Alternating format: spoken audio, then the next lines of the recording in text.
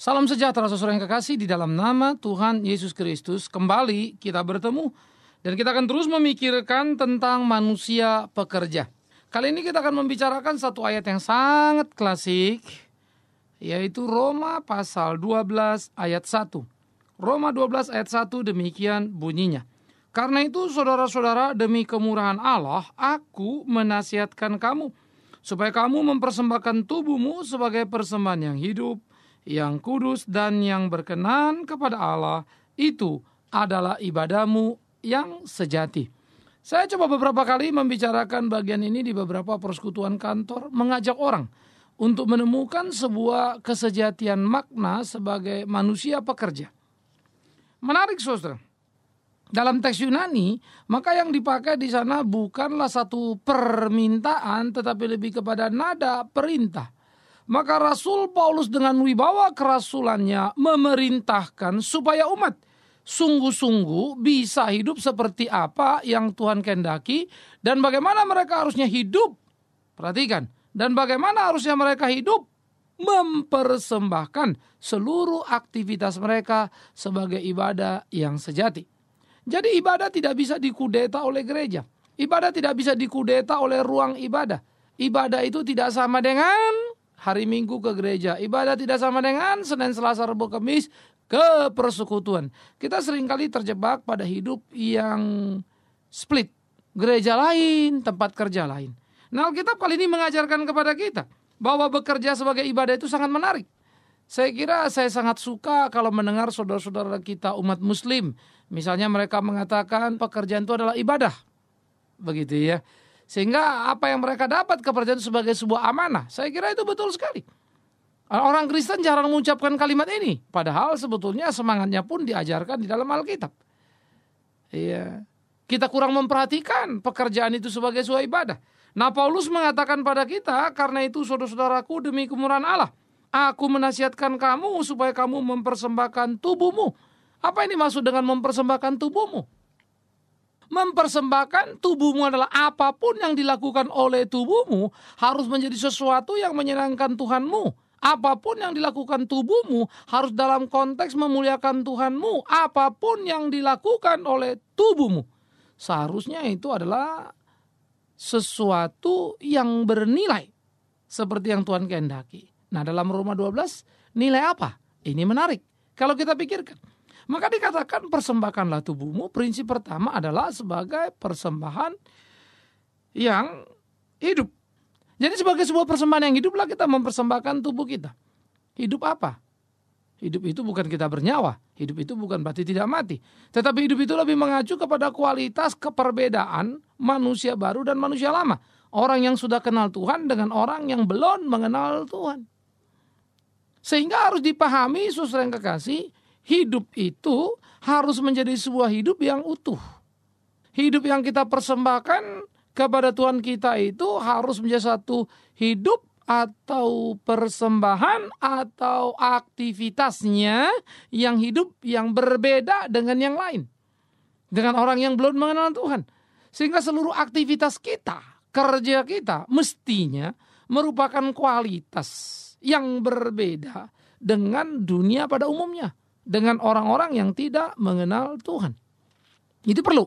Sehingga kita kerja itu bukanlah sekedar sebuah ambisi untuk menjadi nomor satu. Bukan ambisi menjadi yang pertama dan terutama. Tetapi harus menjadi sebuah ambisi untuk menjadi yang terbaik. Quality. Bukan tentang quantity. Biarlah quantity itu nanti Tuhan berikan pada kita sebagai berkat, sebagai anugerah, kepercayaannya kepada kita.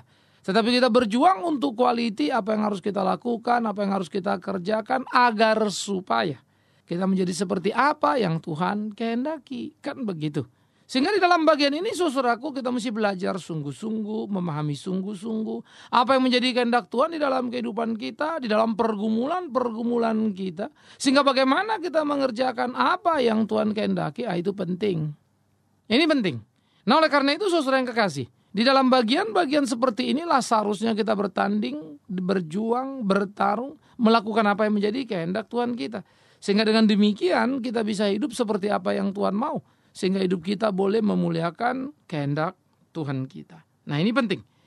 Jadi Semua kegiatan kita mestinya seperti itu.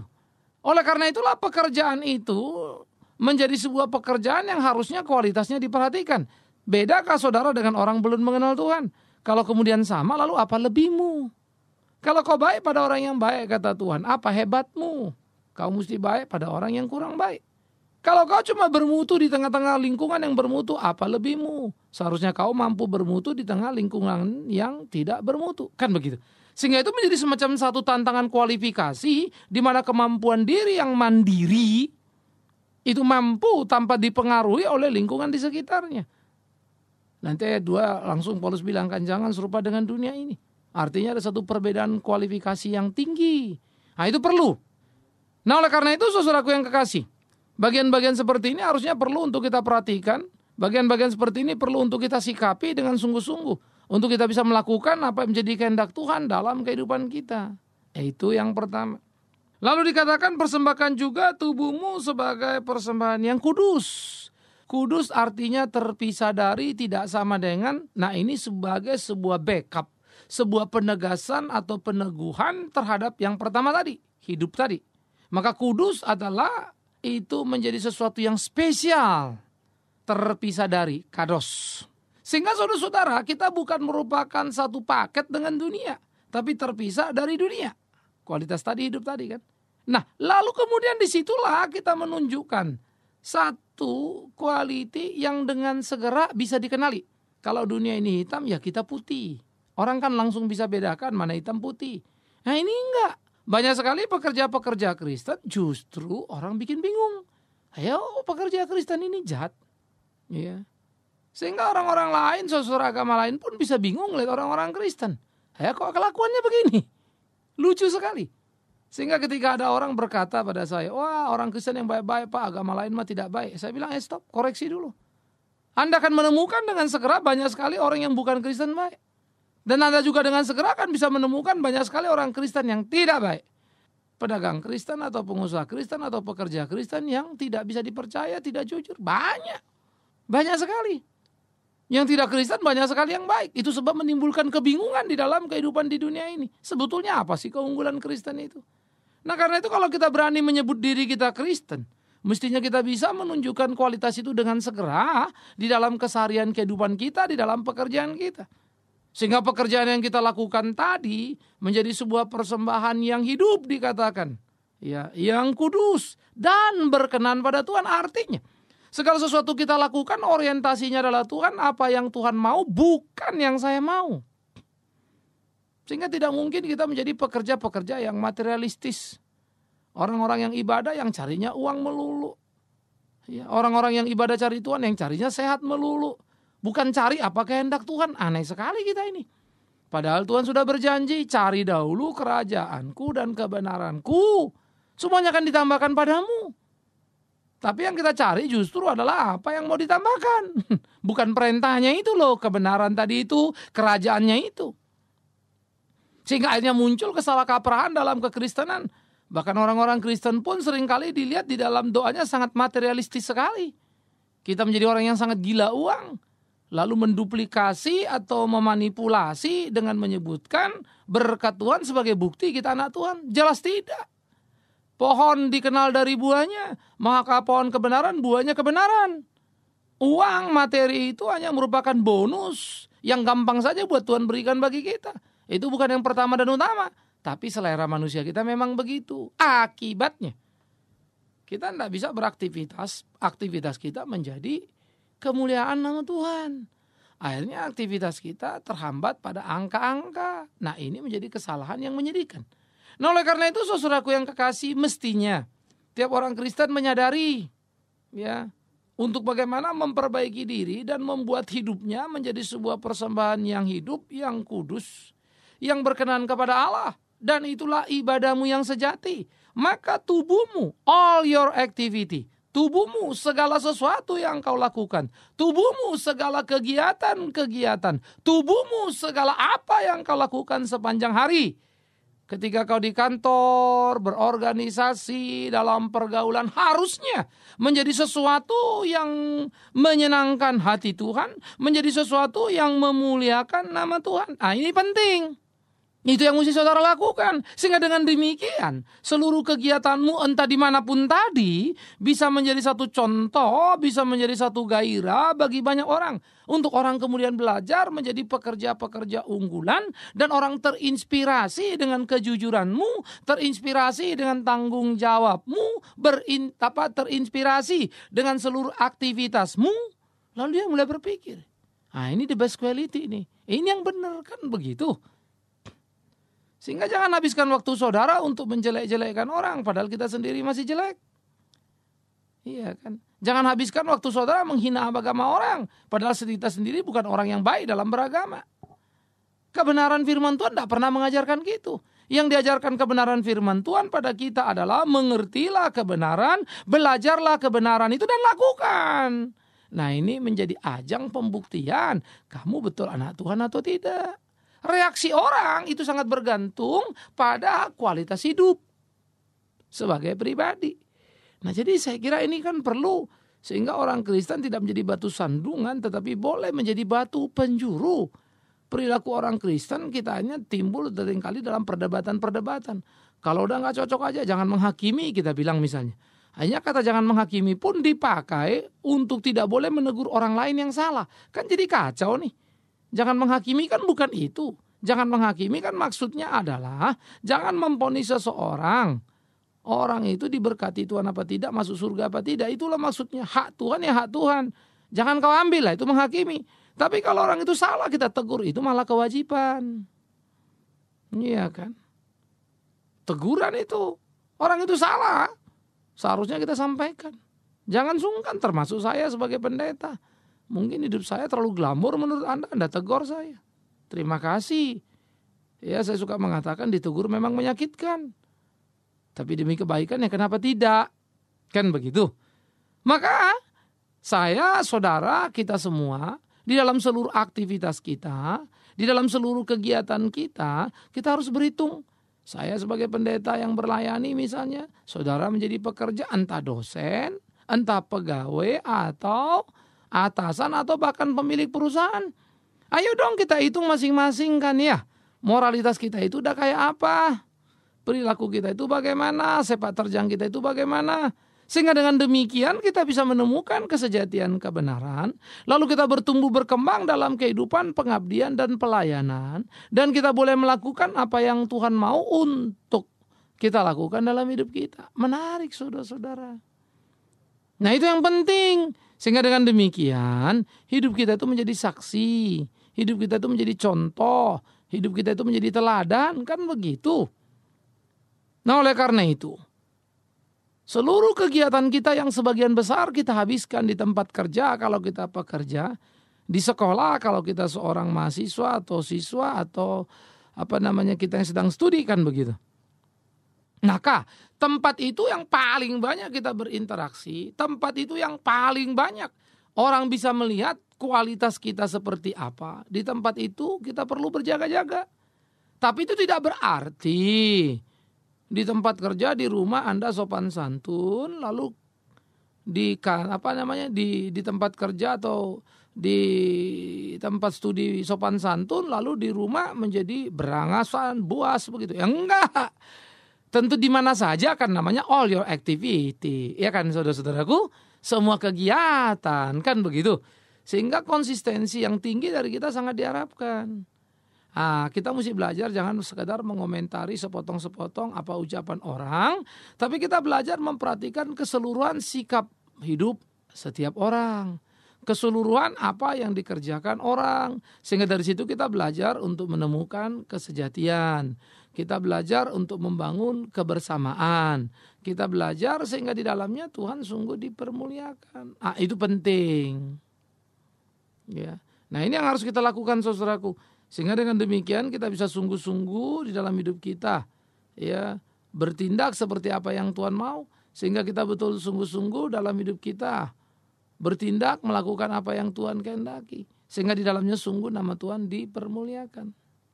Penting toh. Nah, oleh karena itu saudaraku yang kekasih, seluruh pekerjaan kita harus menjadikan sebuah ibadah yang sejati tadi menjadi menarik.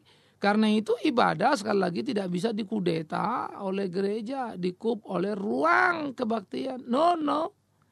Di ruang kebaktian Anda kan hanya ketemu dengan orang-orang Kristen yang sudah seia sekata sepakat untuk menyanyi, lalu dengar Pak Pendeta khotbah, kan begitu. Lalu Anda sepakat untuk berjabatan tangan lalu bilang kau saudaraku, kau saudariku. Ya tentu saja sederhana. Tetapi di kancah kehidupan keseharian, di kepelbagaian kekayaan budaya dan agama, nah saudara mampu gak bertanding bahwa memang kualitas hidup saudara itu baik, bahwa pekerjaan saudara itu sungguh-sungguh merupakan ibadah yang olehnya orang lain mendapatkan inspirasi, yang olehnya orang lain juga mendapatkan berkat, yang olehnya orang lain juga bisa belajar bahwa betul loh, ya, hidup mereka is okay, kan begitu. Ya.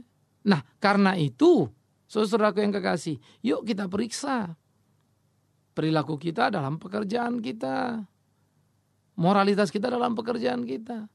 Pertama dari segi waktu misalnya, Anda seorang yang disiplin apa tidak? Suka curi-curi waktu apa tidak? Nah, kita perlu jujur kan? Sehingga kita menjadi orang-orang yang sungguh-sungguh menghargai waktu, sehingga menjadi efisien dan efektif dalam produktivitas kerja kita misalnya.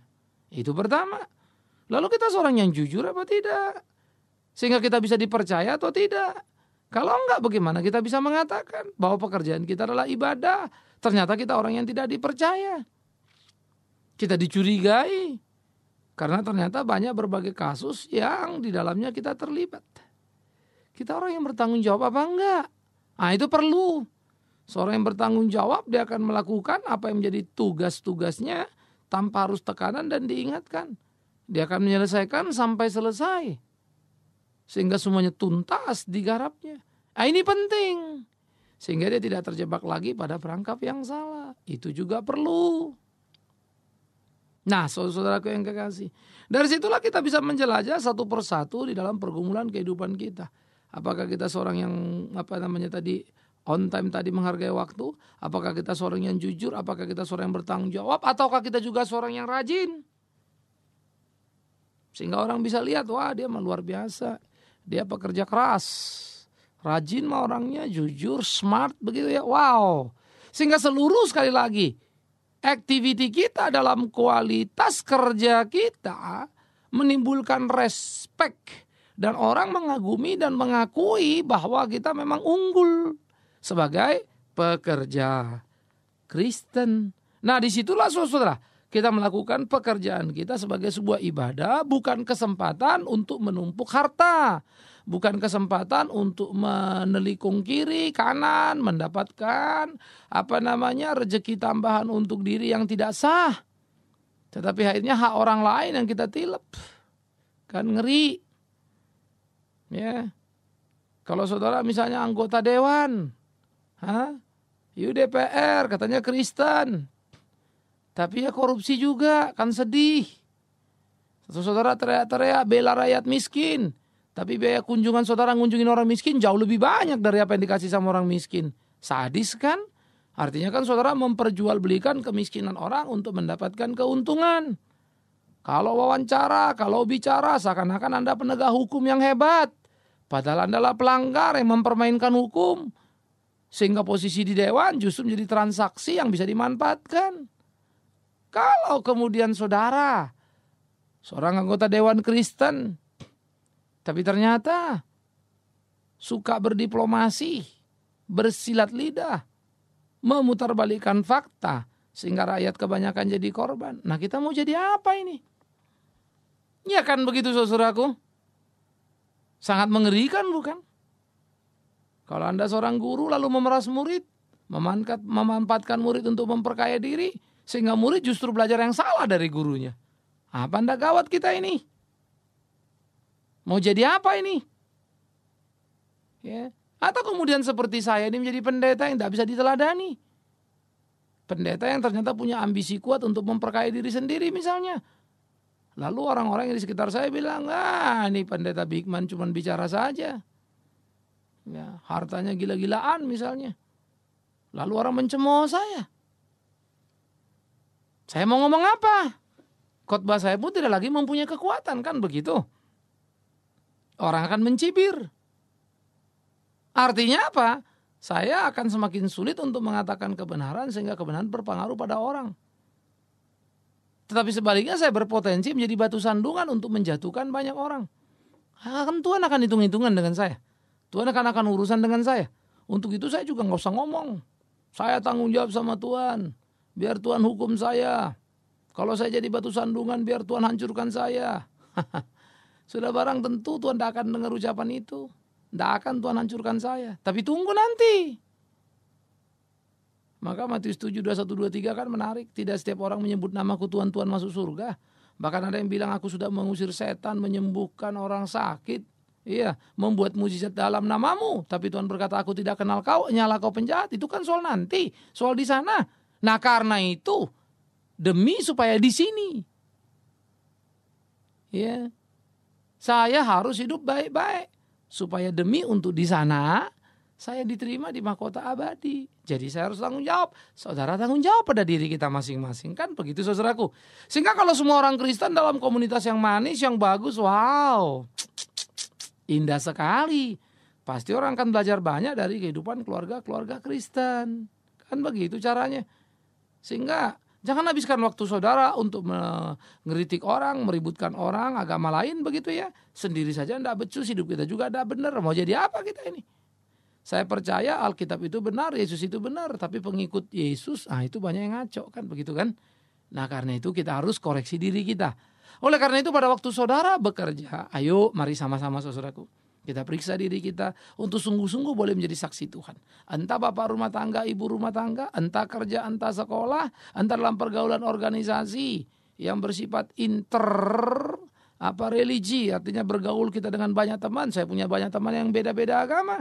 Kita berinteraksi dengan baik. Kiranya Anda pun menjadi unggul dan baik di situ. Semoga Anda bisa menjadi seperti apa yang Tuhan mau. Karena seluruh aktivitasmu itulah ibadahmu yang sejati. Awas, bukan aktivitasmu sekedar di gereja. Tapi seluruhnya, di rumah, di kantor, di mana saja Anda dan saya berada, kita sedang beribadah.